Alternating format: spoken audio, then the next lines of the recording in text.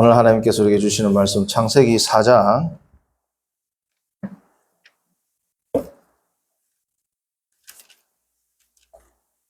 5장입니다. 5장.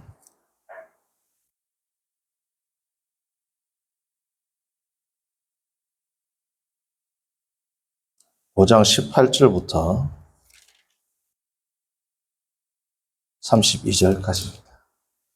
5장 18절부터 32절까지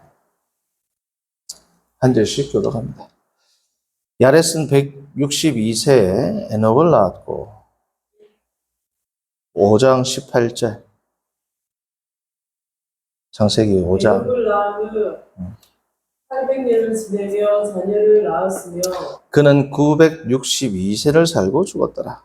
에녹은 65세에 무두셀라를 낳았고 무두셀라를 낳은 후 300년을 하나님과 동행하며 자녀들을 낳았으며 그는 365세를 살았더라. 에녹이 하나님과 동행하더니 하나님이 그를 데려가심으로 세상에 있지 아니하였더라. 무두셀라는 187세에 라멕을 낳았고 라멕을 낳은 후 782년을 지내며 자녀를 낳았으며 그는 969세를 살고 죽었더라. 라멕은 182세에 아들을 낳고 이름을 노아라 하여 이르되 노아께서 땅을 저주하심으로 수고롭게 일하는 우리를 이 아들이 아니하리라 하였더라. 라멕은 노아를 낳은 후 595년을 지내며 자녀들을 낳았으며 그는 777세를 살고 죽었더라. 노아는 500세 된 후에 셈과 함과 야벳을 낳았더라. 아멘. 오늘 족보를 보면 어떤 생각이 드세요? 제가 의도적으로 오늘 본문을 읽었습니다. 오늘 족보가 앞에 나왔던 족보, 가인의 족보와 겹치는 사람이 있어요. 더 정확히는 겹치는 이름이 있습니다. 오늘은 그 부분을 착안해서 함께 말씀을 나누고자 합니다.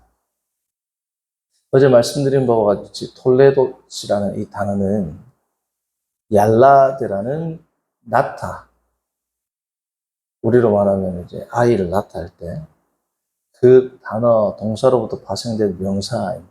그래서 이 구약 창세기에 13회 나옵니다. 13회, 창세기 13회가 나오는데 그 중에 11번을 어떤 의미로 쓰냐면 중요한, 처음에 지금 5장 1절처럼 이것은 아담의 뭐예요? 계보, 내력, 족보 뭐 이런 식으로 번역이 됩니다. 아니면 제일 처음 이 단어가 쓰인 게 2장 4절이거든요. 이것은 천지가 창조될 때의 하늘과 땅의 뭐예요? 내력이니. 그러니까 이 구절을 통해서 이 구절 이후에 나오는 그 세대에 대한 족보가 나옵니다. 아담의 계보를 적은 책이니 하고 쭉 나오잖아요. 그렇죠? 그리고 2장 4절을 보면 하늘과 땅의 내력이니 여호와 하나님이 땅과 하늘을 만드시던 날에. 자, 그러면 땅과 하늘의 족보가 나오겠죠.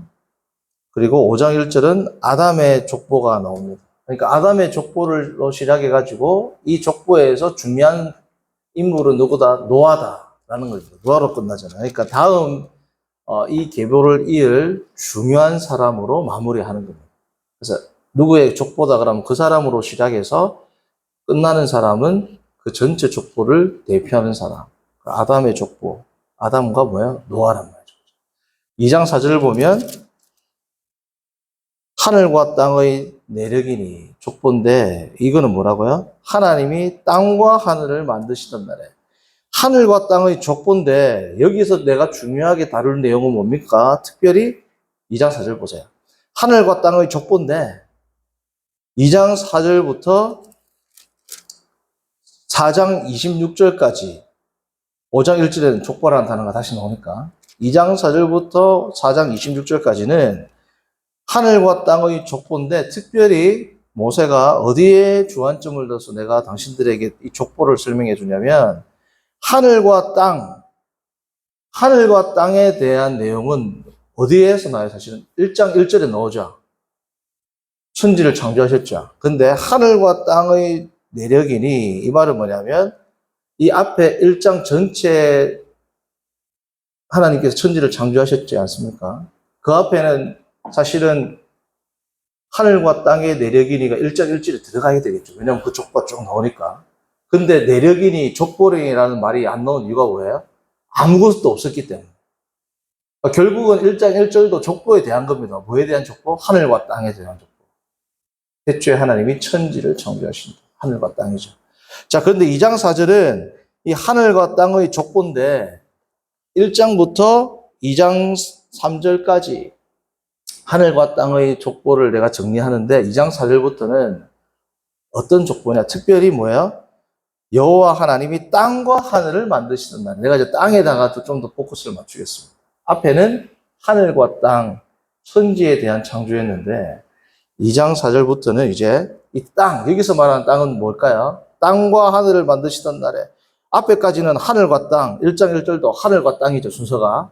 근데 2장 4절 하반부터는 땅과 하늘이죠. 포커스를 땅에 두겠는데 여기서 땅은 어디예요? 에덴 동산입니다. 그렇죠? 에덴 동산. 2장 5절부터 에덴 동산이 쭉 나오잖아요.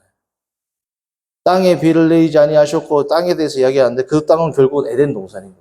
그래서 2장 3장 전체를 뭐야 아우르는 중요한 땅이 뭡니까? 에덴 동산이거든요. 그리고 이 에덴 동산에서 중요하게 다루어지는 인물이 누구냐면 마지막 보면 25, 26절 아담과 그 후손인 셋, 에노스란 말이죠. 그죠? 4장 25, 26절. 그래서 이 에덴 동산에서 일어난 일인데 뭐로 끝난다? 하나님의 가문인 에노스로 끝난단 말이죠. 에덴 동산에서 시작된 하나님의 가문, 하나님의 일, 특별히 에덴 동산에서 사람 아담과 하와를 만들죠. 그 계보는 에노스로 이어집니다. 그게 4장 26절입니다. 그럼 이 에노스가 누구냐? 아담이 낳았잖아요. 그렇죠? 근데 다시 한번 5장 1절의 이 족보를 땅의 관점, 에덴 동산에서 일어나는 관점이 아니고 아담이라는 인물을 통해서 족보를 한 번 더 정리하겠다 이겁니다. 그렇죠? 중요하니까. 그래서 아담의 계보로부터 에노스도 나오고 마지막 아담 족보에서 중요하게 다루는 사람이 누구다? 노아라는 겁니다. 그리고 나서 이제 6장 9절에도 족보라는 말이야. 노아의 족보니라 하고 나오죠. 노아의 족보인데 6장 9절부터 어디까지 되냐면 9장 마지막 절까지입니다. 9장 마지막 절. 노아가 950세가 돼서 죽었다 나오잖아요. 그래서 6장 9절부터 9장 마지막 절까지는 특별히 뭐예요? 노아를 이은 그 자녀들, 노아와 그 자손들에 대해서 설명을 하고, 그리고 뭐예요? 10장 1절 보면 노아의 아들은 이렇게 나온다. 그러니까 이게 꼭 바톤 터치하듯이 첫 번째 1장 1절에는 태초에 하나님이 천지를 창조하시니까 족보라는 말은 없지만 결국은 족보인 겁니다. 네. 무였으니까 족보란 말을 안 썼지만 하늘과 땅, 그쵸? 2장 4절에서는 하늘과 땅을 땅과 하늘로 봤죠, 다시. 바톤으로. 그리고 5장에서는 아담으로 봤습니다, 그죠? 자, 하늘과 땅, 처음에 1장 1절 하늘과 땅에서 쭉 바톤을 받아가지고 하늘과 땅으로 마무리하면서 땅과 하늘로 순서가 바뀌면서 바톤을 터치합니다, 그죠? 그리고 이 땅에서 일어난 일이 마지막에 에노스로 끝나죠. 땅에서 아담의 자손들, 아담의 족보, 그 믿음의 족보가 에노스로 끝난다. 그 에노스를 다시 받아가지고 아담의 족보는 이렇습니다. 쭉 설명하죠. 그리고 아담의 족보가 노아로 끝납니다. 그렇죠? 그럼 노아는 어떤 사람이냐? 노아가 이런 사람이고 노아에게는 이런 아들이 있었습니다. 라고 끝납니다. 그리고 중요하니까 10장에 다시 뭐예요? 노아의 아들은 이렇게 있고 이 사람의 계보가 이어집니다. 이렇게 하나님의 계보가 끊이지 않고 하나님의 창조 섭리가 인간들이 낳는 것을 통해서 내가 낳았다라는 말이 무슨 뜻이라고 그랬어요? 가인의 어원이 되는 가나아가 하나님이 천지를 만드셨다라는 단어가 된다. 그리고 아담이 5장 1절 보시면 이것은 아담의 계보를 적은 책이니라. 하나님이 아담을 창조하실 때 하나님의 모양대로 지으셨는데 2절을 보면 남자와 여자를 창조하셨고 그들을 창조하던 날에 하나님이 그들에게 복을 주시고 그들의 이름을 사람이라 일컫었는데 이 하나님의 창조 사역을 누구를 통해서 이어간다? 아담을 비롯한 하나님의 믿음의 계보를 통해서 이어간다. 그래서 3절을 보시면 아담은 130세에 자기의 모양 곧 자기의 형상과 같은 아들을 낳았다. 그렇죠? 자, 이런 식으로 족보가 쭉 중요한 족보들이 이어져 내려옵니다. 그래서 이 족보 톨레돗이라는 이 단어가 마지막 37장 2절에서 11번째, 총 11번이 나오거든요. 37장 2절을 보세요. 마지막 37장 2절에서 이제 끝이 납니다.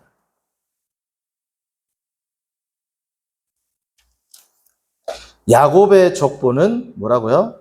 이러하니라. 그러니까 무슨 내용이 나오겠어요? 야곱과 그 아들들에 대해서 쭉 나오지 않겠습니까? 그래서 이 야곱으로부터 비롯된 그의 중요한 아들들에 대한 족보들이 37장부터 나올 것이다. 야곱과 그의 생애, 그리고 그의 자손들에 대한 내용이 나올 것이다. 하고 뭐예요? 끝난단 말이에요. 그리고는 이제 톨레돗이라는 단어가 없습니다. 톨레돗이라는 단어는 없지만 출애굽기 1장을 보시면 보세요. 출애굽기 1장.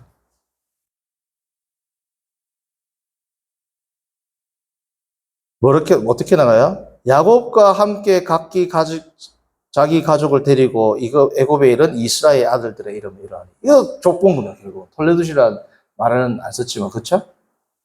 그러니까 야곱의 아까도 말했죠. 이렇게 바톤을 이어받잖아요. 출애굽기에서 창세기의 바톤을 이어받는다라는 의미가 주어지는 거예요.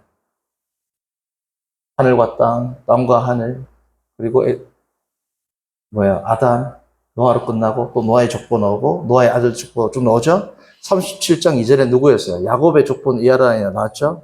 쭉 해갖고 이 야곱의 족보가 애굽에서도 그대로 이어집니다. 그게 1절입니다. 출애굽기 1절. 야곱과 함께 각기 자기 가족을 데리고 애굽에 이른 이스라엘, 그 중국은 야곱이잖아요. 야곱의 아들들의 이름은 이러하니. 다시 말하면 족보는 이러하니 이 뜻이라. 그쵸? 톨레돗이라는 이름을 안 썼지만. 그래서 하나님의 이 창조 역사, 하나님의 형상이 퍼뜨려지는 것, 인간의 죄악에도 불구하고 하나님께서 믿음의 계보, 아담의 계보, 하나님의 자녀들에 대한 계보가 쭉 이어지는데 애굽에서도 계속 이어집니다. 이것을 이제 모세가 강조하고 싶었던 겁니다. 말씀드렸지만 족보라는 단어가 11번 나오지만 결국은 12번이라고 생각을 해야 돼요. 왜냐하면 첫 번째 창세기 1장 1절에는 족보라는 단어가 쓰이지 않지만 결국은 뭐예요? 족보의 의미가 있습니다. 무였기 때문에 족보를 안 썼단 말이에요. 그렇죠? 그리고 출애굽기 1장에서는 1장 1절에는 족보라는 단어를 안 썼지만 그 의미가 있는 겁니다. 왜? 족보라는 단어는 창세기에서 중요하기 때문에 출애굽기로 넘어가면서는 이 톨레돗이라는 문학적 장치를 통해서 이제 출애굽기는 풀어가지 않겠다 이 뜻이거든요. 모세가 또 다른 내가 이제 틀을 가지고 출애굽기부터는 내가 하나님의 역사를 개진해 나가겠습니다. 라는 의도가 깔려 있는 거죠.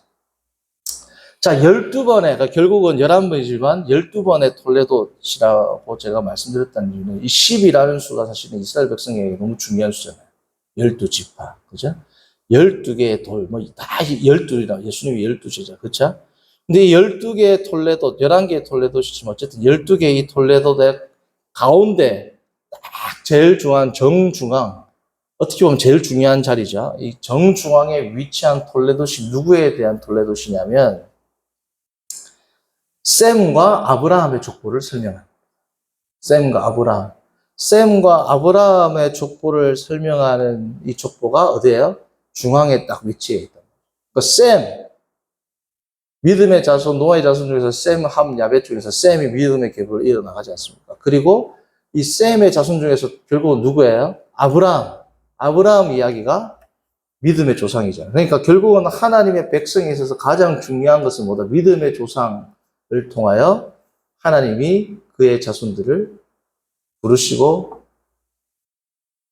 하나님께서 역사를 이루어 가신다. 아브라함이 왜 중요하냐면 셈과 아브람, 특별히 셈과 아브람, 특별히 아브람이 중요한 이유가 그 이전까지는 하나님이 따로 안 불러냅니다. 그렇죠? 하나님의 백성을. 물론 가인과 아벨, 하나님의 백성이 있죠. 가인과 아벨 가운데. 그리고 하나님의 백성들 가운데 또 노아가 있죠. 셋의 후손들 가운데서도 노아와 8 식구들이 있었잖아요. 그 가문이 많았지만. 그리고 바벨탑 사건이 생기고, 근데 하나님께서 너는 본토 아비 친척집을 떠나서 내게 지시한 땅으로 가라. 네가 복이 된다. 라는 그 하나님의 약속은 누구로부터 시작돼요? 아브라함부터 시작돼요. 그러니까 이 아브라함이 이스라엘 사람들이 믿음의 조상, 우리의 믿음의 조상은 노아입니다. 안 그럽니다. 그렇죠? 우리의 믿음의 조상은 셋입니다. 안 한단 말이죠. 믿음의 계보지만 믿음의 조상은 아브라함입니다. 아브라함. 그래서 이 아브라함이 중요한 위치를 차지하는데 톨레도스 구주에서도 어디에? 가장 가운데 위치하는 게 아브라함의 이야기입니다. 물론 데라의 족본이라고 쭉 나와요. 근데 제가 아까 말했다시피 누구의 족본이라지만 중요한 사람이 그때부터 쭉 다루어지잖아요. 땅과 아까 2장 4절 보시면 하늘과 땅의 내력이니 하나님께서 땅과 하늘을 창조하시던 날에 해놓고 중요한 내용이 에덴 동산에 대한 내용이 쭉 나오고 아담과 하와 내용이 쭉 나오고 결국은 셋의 내용으로 끝이 나지 않습니까? 데라의 족본이라 하지만 이 데라의 족보가 뭐예요? 결국은 아브라함의 이야기로 쭉 나온 겁니다. 12장부터. 자, 11장 27절, 이게 중앙에 들어가거든요. 11장 10절과 27절이 중앙입니다. 셈의 족보는 이러하니라.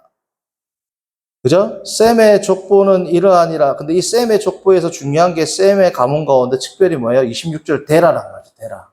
데라로 끝났죠? 근데 이 데라의 족보는 이러하니라 27절 데라를 봤잖아요. 그죠? 데라를 봤는데 중요하게 취급되는 사람은 누구라는 겁니까? 아브라함입니다. 아브라함. 왜? 12장부터 아브라함의 얘기가 쫙 나온단 말이에요. 그러니까 결국은 이 아브라함에 대한 이야기입니다. 아브라함의 족보에 대한 이야기가 되겠죠. 자, 그런데 이 족보의 기능은 그래서 크게 3가지의 기능이 있어요. 첫 번째, 특별히 이 족보가 2부분으로 쪼개지거든요. 총 11개라 그랬지 않습니까? 명시적으로 족보라는 단어가 쓰인 게 앞에 5번 11장 10절까지 셈의 족보는 이러하니라 하고 26절 데라까지 끝나죠.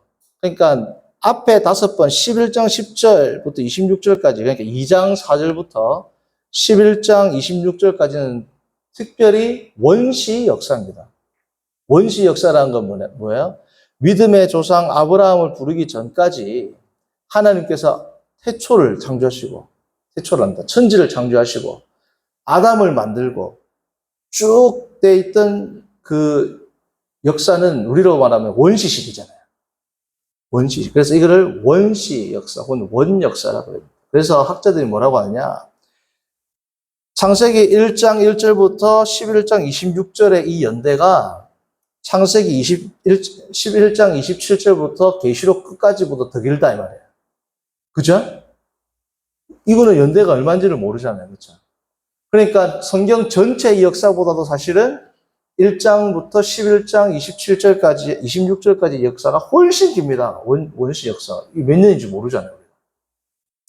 그래서 이 원시 역사까지가 5개의 톨레도스로 되어 있고, 그리고 27절, 11장 27절부터 아까 말했던 37장 2절까지가 또 6개의 톨레도시 나옵니다. 그래서 2부분으로 나뉜다. 원시 역사와 그리고 족장사. 아브라함부터 믿음의 조상할 때 족장이잖아요. 데라를 믿음의 조상, 족장이라 안 하잖아요. 믿음의 조상, 족장은 누구예요? 아브라함, 이삭, 야곱입니다. 아브라함, 이삭, 야곱. 이 족장이라고 부릅니다. 자, 그런데 이 톨레도시라는 것의 이 기능은 뭐예요? 첫 번째, 얼마나 아담의 죄가 참혹한지를 톨레도시 진행되면서 죄가 점점 뭐예요? 극심해집니다. 특별히 원시 역사를 보면. 2장 4절, 5장 1절, 6장 9절. 점점 뭐예요? 인간의 죄가 심해지죠. 나중에는 하나님의 아들들이 사람의 딸과 결혼하고 막 엉망진창되고 그러니까 하나님이 다 쓸어버리잖아요. 자, 인간의 죄악은 점점 더 피폐해지고 점점 하나님을 대항하게 되고 그래서 가인의 문화와 같이 점점 창굴하지만 점점 하나님으로부터 멀어진다. 그래서 동편에서부터 그들이 떠났다. 동쪽에 에덴 동산이 있고 에덴 동산으로부터 동쪽으로 점점 갔다. 이게 계속 나오거든요. 그 말은 뭐예요? 하나님으로부터 점점 멀어지는 그 삶을 창세기에서는 기술하고 있습니다. 11장 1절 보세요.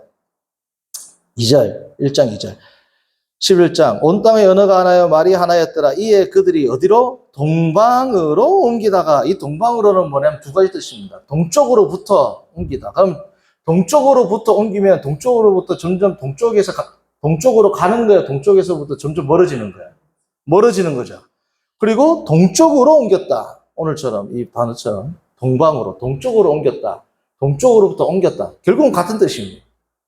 동쪽이 어디예요? 에덴 동산으로부터 멀어졌다. 이게 창세기 기술된 인간의 역사라는 겁니다.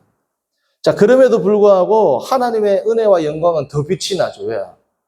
죄를 지은데 하나님께서는 멸절을 하는가 싶었더니 새로운 인류를 창조하시고 노아를 통해서 새로운 믿음의 자손을 부르시고 아브라함. 실수에도 불구하고 끝까지 하나님의 백성을 이끌어 나가실 뿐 아니라 나중에 보면은 야곱을 통해서 하나님께서 애굽으로까지 인도하시고 그 숫자는 점점 늘어서 출애굽기 1장에 보면 그 숫자가 엄청나게 증가했죠. 72명의 자손들이. 하나님의 영광은 더 찬란하게 빛납니다. 어두울수록 빛이 더 밝잖아요. 그렇죠? 이 톨레도스의 기능, 톨레도스를 통해서 창세기에서 드러나고자 하는 의미는 첫 번째, 인간의 죄악의 참혹함. 두 번째 뭐야? 역설적으로 그 가운데 드러나는 하나님의 영광의 찬란함. 세 번째는 뭐다? 하나님의 영광이 찬란하게 드러나는데 누구를 통해서 드러냅니까? 하나님이 막 빛으로 나타나 이게 아니고 누구를 통해서? 믿음의 자손들. 믿음의 자손들을 통해서 하나님의 영광을 드러냅니다. 근데 믿음의 자손들의 무엇을 통해서 드러내요? 그들의 삶을 통해서 드러내죠. 근데 믿음의 자손들의 삶은 다 뭐하고 연결되어 있어요? 안 믿는 자손들과의 충돌. 아브라함도 그렇고 이삭도 그렇고 야곱도 요셉 다 그렇잖아요. 그죠? 성경 전체가 사실은 그런 겁니다. 뱀의 후손과 여인의 후손들 간의 이 충돌, 영적인 싸움을 통해서 하나님의 영광이 뭐예요? 극대화된다는 거예요. 그게 가장 극대화되는 사건이 예수 그리스도의 십자가이지 않습니까? 그래서 예수님께서 십자가를 앞두고 내가 영광을 얻었고 내가 영광을 얻을 때가 왔다라고 하지 않습니까?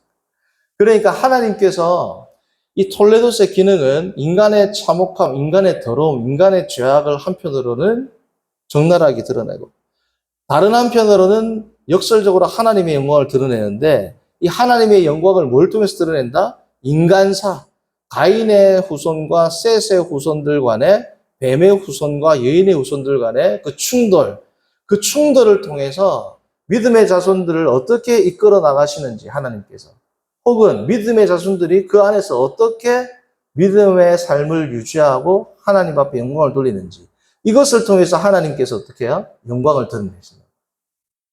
신비한 이 내용이 이렇게 어우러져 있습니다. 성도님들, 그래서 우리가 드라마나 영화를 보더라도 진짜 재밌고 시나리오 좋은 영화나 드라마는 뭐야? 이 엄청나게 주인공을 대적하는 이 인물이 절묘하게 얽혀 있는데 여기 안에서 반전에 반전을 거듭하면서 쭉 펼쳐나가면은 지루한 줄 모르고 본단 말이에요. 그죠? 그 안에서 뭐예요? 작가의 시나리오의 탁월함이 드러나지 않습니까? 하나님의 영광, 하나님의 지혜는 역설적으로도 죄된 세상 가운데 하나님의 백성을 통해서 하나님의 거룩하심을 드러내는 그러한 작용을 특별히 이 톨레도시라는 문학 장치를 통해서 모세가 이것을 기술하고 드러내고자 하였다라는 겁니다. 이 톨레도스의 특징을 보시면 하나님을 대적하는 가인의 이 문명은 사정을 보시면 엄청나게 소개가 많이 되고 화려하다 말씀드렸죠. 자, 그런데 하나님께서 계보라는 말을 쓸 때는 하나님의 백성에게 포커스가 가 있습니다. 그죠? 아담의 계보를 적은 책이니 가인 안 나옵니다. 그렇죠? 톨레도시라는 단어는 인간 세상의 사람들의 눈이 아니라 하나님의 눈에 포커스를 맞추고 있어요. 사람들의 눈에 포커스를 맞추는 사장의 내용을 볼 때는 가인이 훨씬 많이 드러납니다. 그렇죠? 하나님의 자손인 셋과 에노스는 두 줄로 끝난단 말이죠. 근데 하나님의 계보, 하나님의 족보가 시작되는 5장부터 보면 가인이라는 이름 자체가 안 나와요, 이제. 성경 전체에 안 나옵니다. 이제 가인이라는 이름은 없어졌어요. 딱 4번 나와요. 지명 빼고. 부산, 서울 이런 것처럼 지명이 한 군데 나오거든요. 지명 빼고는 가인이라는 이름이 4번 나옵니다. 4번. 구약에 1번, 신약에 3번. 다 뭐야? 저주의 표현 아니면 악한 자, 사탄을 대표하는 사탄의 자식들, 자손들을 대표하는 가장 악한 의미의 대명사처럼 쓰이는 게 뭐다? 가인. 믿음의 계보에는 안 나온다니까요. 성경에 4번 나오는데 다 뭐라고요? 다 저주의 내용 혹은 악한 자를 나타낼 때 가인이라는 말을 쓴단 말이에요. 그러니까 하나님의 눈과 사람의 눈은 완전히 뭐예요? 완전 다릅니다. 사람들은 가인한테 가 있단 말이죠. 기술한테 가인은 뭘 하고 후손은 뭘 만들고 문화를 만들고 문명을 만들고. 근데 하나님의 눈의 족보를 보면 쭉 나오는데 뭐예요? 가인은 아예 등장도 안 한다. 라는 것을 우리가 알 수 있는 겁니다. 제가 아까도 말씀드렸지만 가인의 족보와 셋의 족보에서 묘한 일치점이 있습니다. 그러니까 차이점을 일치점을 통해서 드러내는 거죠. 역설적으로. 자, 봅니다, 우리가. 그러니까 이 모세가 애굽 궁정에서 모든 학문을 익혔지 않습니까? 그러니까 풍자적으로 이걸 묘사한 겁니다. 풍자적으로. 자, 볼게요. 오늘 우리가 읽었던 18절. 야렛이 누구를 낳았다? 18절 보면 5장 18절. 야렛이 누구를 낳았다? 에녹을 낳았죠. 자, 가인의 족보를 봅니다. 에녹이 누구를 낳아요? 18절, 똑같이 4장 18절. 에녹이 누구를 낳아요? 창세기 4장 18절. 창세기 4장 18 읽어보세요. 4장 18절. 아니, 4장 18절. 5장 말고.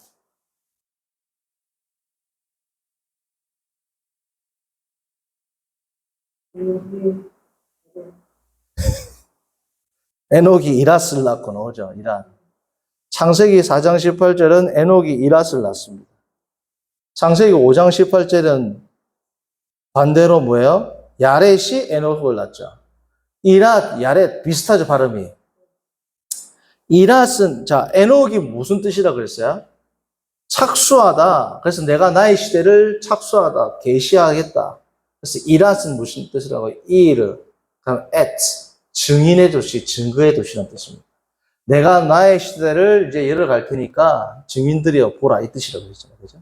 반대로 5장에도 에녹이 나와요. 똑같은 에녹이에요. 자, 근데 에녹이 유일하게 뭐예요? 하나님으로부터 올라갑니다. 하나님을 반대하던 가인에게서는 하나님을 대적하는 시작처럼 내가 시작하겠다. 하나님을 대적하는 시작하겠다. 에녹인데 5장에서는 하나님과 동행하겠다. 에녹이라는 뜻이 부정적으로는 착수하다, 시작하다도 부정적인 건 아니죠. 근데 이걸 하나님을 대적하는 데 쓰이면 뭐예요? 부정적인 겁니다. 그렇죠? 근데 에녹이라는 이름이 내가 착수하겠다. 이 뜻은 뭐예요? 내가 어떤 일에 이제 시작하겠다. 이 말은 뭐냐면 그 일에 내가 헌신하겠다는 뜻도 되겠죠. 내가 오늘부터 대학 공부를 위해서 공부에 착수한다. 이 말은 이제 공부에 전념하는 뜻이 되겠죠. 그래서 전념한다는 뜻도 된다. 하나님께 뭐예요? 전념한다. 하나님께 헌신한 devotion to God. 하나님께 헌신한다는 뜻입니다. 하나님께 헌신했더니 하나님이 어떻게 했어요? 그를 죽음을 보지 않고 데려가셨단 말이죠. 자, 이것도 보세요. 같은 에녹인데 뭐예요? 완전히 반대의 삶을 살았죠. 그리고 4장에서는 에녹이 이랏을 낳았는데 반대로 5장에서는 야렛이 뭐예요? 에녹을 낳습니다. 이랏은 증인의 도시라는 뜻이고 야렛은 겸손한 자라는 뜻입니다. 그러니까 비슷한 이름을 썼는데 비슷한 이름 혹은 같은 이름 에녹, 이랏, 야렛, 에녹인데 완전히 네 인물이죠. 여기에 나오는 네 명의 인물의 삶은 완전히 뭐예요? 반대란 말이에요. 다른 정도가 완전히 반대란 말이죠. 에녹이 이랏을 낳았다. 반대로 에녹의 삶과는 반대로 야렛은 에녹을 낳았다. 이 문학적 장치로도 반대잖아요. 반대의 삶을 살았다는 걸 강조하는 겁니다. 자, 두 번째 또 있잖아요. 비슷한 이름이 나옵니다. 자, 4장 보시면 무후야엘과 무드사엘 나오죠? 4장 18절. 무후야엘과 무드사엘이 나옵니다. 그죠? 그러니까 무후야엘은 무슨 뜻이라고 그랬습니까? 하나님이 싸운다. 우리와 싸운다. 혹은 하나님에 의해서 멸망한다. 이게 무후야엘이랬어요. 4장 18절. 그리고 무드사엘은 뭐 돼 있어요? 하나님이 어디 있느냐? 혹은 뭐예요? 하나님으로부터 나온 자들이 죽는다. 죽음을 사모한다. 죽음을 갈망한다. 이 뜻이 뭐라고요? 무드사엘입니다. 그러니까 결국은 무후야엘, 무드사엘이 뭐예요? 비슷한 뜻을 담고 있죠. 하나님에 의해서 뭐예요? 멸망한다. 죽는다. 라는 뜻을 가지고 있는 게 가인의 자손, 에녹의 자손입니다. 근데 셋의 자손 중에서도 비슷한 이름이 있어요. 무드사엘 혹은 무후야엘하고 비슷한 이름이 어디 나와요? 5장에 무드셀라 나옵니다. 그죠? 무드셀라라는 것은 우리가 잘 아는 창을 가진 남자. 창을 가진 남자는, 자, 성도님들 보세요. 창을 지닌 남자다. 이거는 부정적일 수도 있고 긍정적일 수도 있습니다. 하나님을 위해서 싸운다. 그죠? 나라를 예를 들면 지키려면 무기가 있어요. 아니면 파괴한다는 뜻도 있겠죠. 창을 들고, 그죠? 무드셀라라는 말의 의미는 두 개의 의미가 있습니다. 그러니까 무드셀라라는 말의 의미가 마트가 사람이거든요. 맨입니다. 맨, 남자, 사람. 셀라가 뭐냐면 제가 셀라 때 설명드렸죠. 창이라는 의미가 있어요. 물론 셀라 바이갓 할 때 그 셀라하고 스펠링은 틀리지만 마트 셀라가 붙어서 무드셀라가 창의 사람, 창의 남자가 됩니다. 혹은 무드셀라가 무트하면 죽음입니다. 살라흐 하면 보내다. 그러니까 살라흐라는 말이 뭐예요? 아람어로 실로아흐, 그러니까 실로암이잖아요. 보냄을 받았다. 실로암 나오죠, 우리가. 그러니까 죽음을 보내다. 창을 든 남자, 죽음을 보내다. 비슷한 뜻이 있죠. 자, 무드셀라는 무슨 뜻이냐면 죽음이 뭐예요? 보내어진다.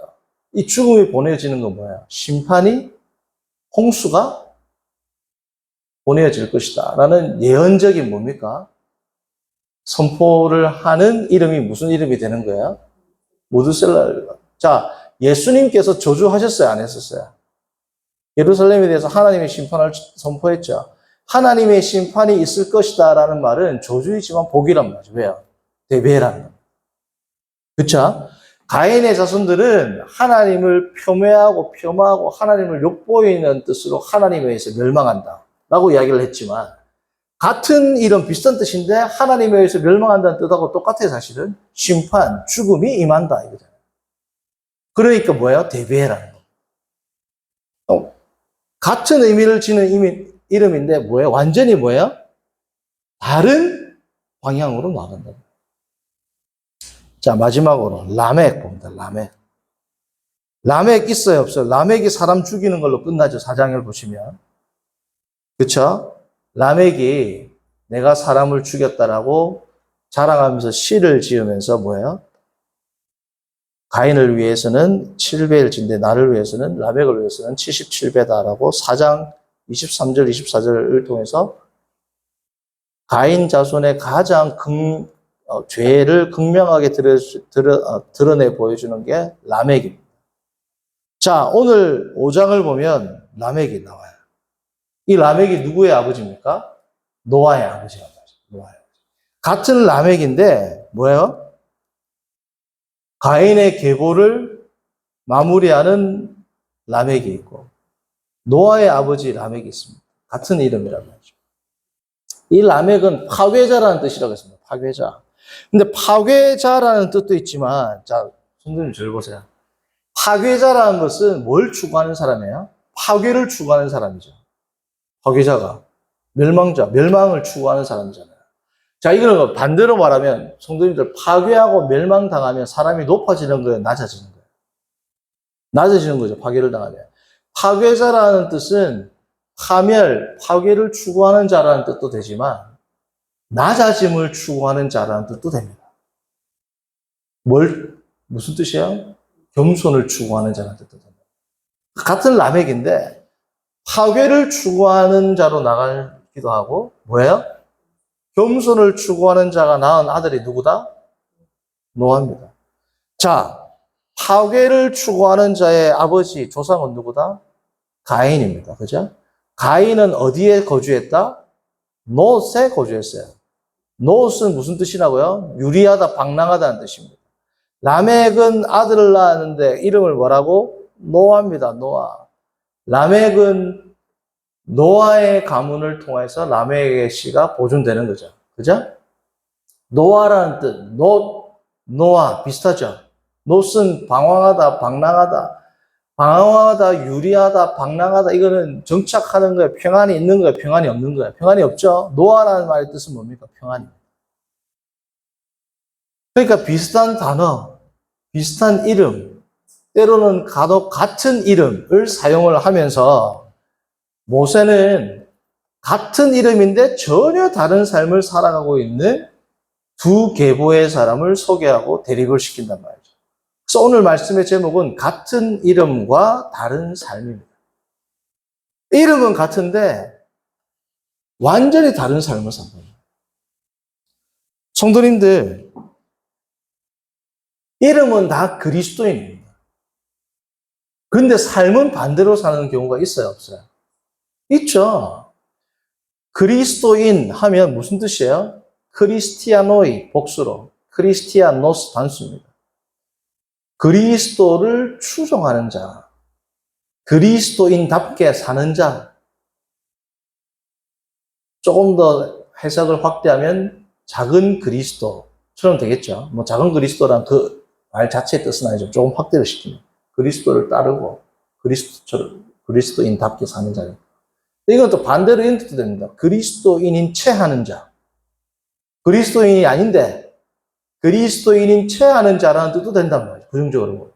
그러니까 같은 그리스도인이라는 이 이름을 가지고 이 세상에 하나님이 보내셨어요. 같은 라멕, 같은 에노 하나님이 보내신단 말이죠. 그런데 어떤 이는 그리스도를 추종하는 자, 그리스도를 따르는 자로 삽니다. 또 다른 이는 뭐예요? 그리스도인인 채 하는 자로 산단 말이죠. 이 땅에서는 하나님의 계보와 사람의 계보가 우리가 성경을 봐서 그렇지 다 아담에서 나왔고 다 같은 핏줄에서 나왔는데 이 사람은 하나님의 백성이다. 이 사람은 아니다. 알아요, 몰라요? 셈과 함과 야벳 다 노아 자손인데 이 사람은 택함 받았다. 이 사람은 택함 안 받았다. 모른단 말이죠. 그죠? 성경에 기록되어 있기 때문에 안단 말이에요. 세상 사람들이 볼 때 모릅니다. 그리스도인으로 우리가 보냄을 받는데 어떠한 삶을 사는지가 내가 어느 계보에 들어있는지를 드러내주는 지표이자 증거란 말이죠. 그리스도인이라는 이름은 누구나 가질 수 있습니다. 초대교회 때에는 목숨 걸고 와야 돼요. 그러니까 입으로 시인하면 구원을 받는다라고 얘기한다. 그때는 입으로 시인한다가 죽어야 돼, 자고나면.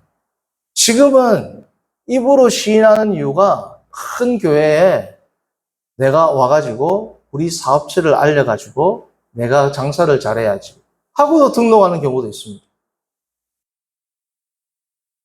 주의 이름을 부른단 말이죠.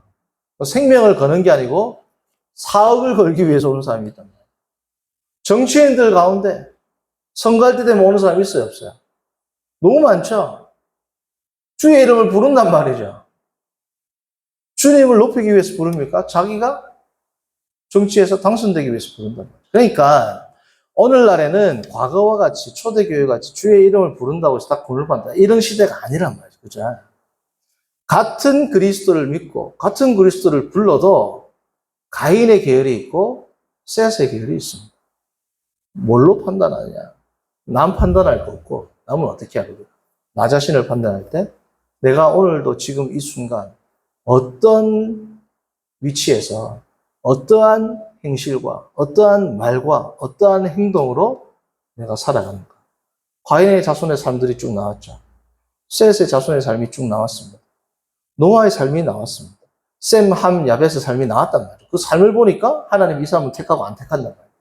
하나님은 태초에 작정하고 택할 사람이 있었어요, 없었어요? 있었죠. 나는 야곱을 택하고 에서를 미워하고.